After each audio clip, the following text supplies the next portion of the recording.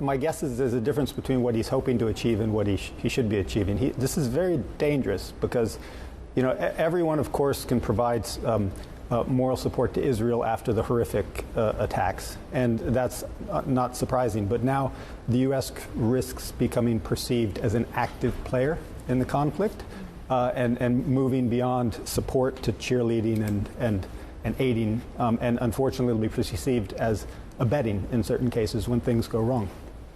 Now, what happened last night, the problem is, this is only going to get worse. Are we going to have such big death tolls in individual periods?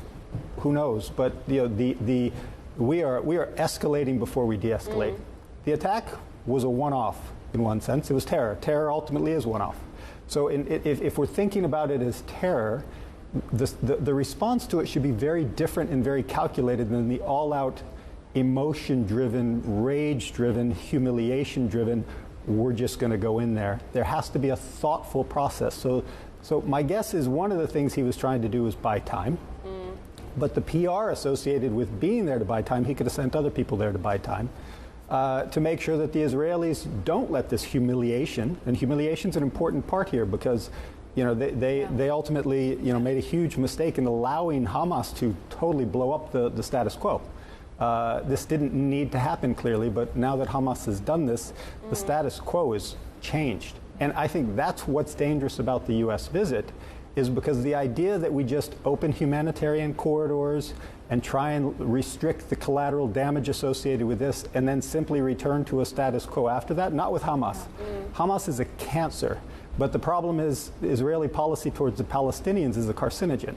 And unless that is ultimately addressed in some way, and I mean it from a PR perspective as much as a long-term fundamental perspective, there has to be some messaging, some carrots dangled to the Palestinians that dislike and despise Hamas or are soft sympathizers.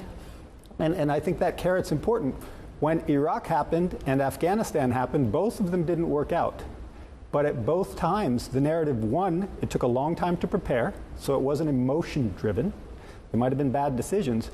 But two, there were narratives that allowed for a carrot. We're going to bring you democracy. We're going to get rid of these evil people. There is zero messaging right now that aligns with what Palestinians want to hear. And so if Biden doesn't come out of this by using all of that geopolitical capital that the U.S. has with Israel, I mean, the U.S. has given $15,000 for every man, woman, and child in Israel in the past 40 years. And Israel's asking for aid now, and Israel is richer than some U.S. states. Right. So there has to be some ability for the U.S. to ask for something in return.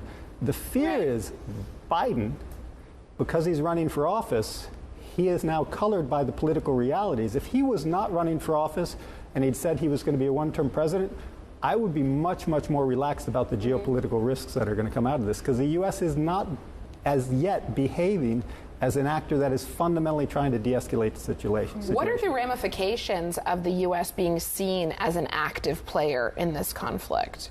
Why is that such a big risk? I think the point being the status quo has changed. The idea of people just protesting, and things calming down again for a while, that sort of low intensity, occasional eruptions, these sorts of things, I really think that's going to be tough to return to. I think Hamas has actually changed the narrative here.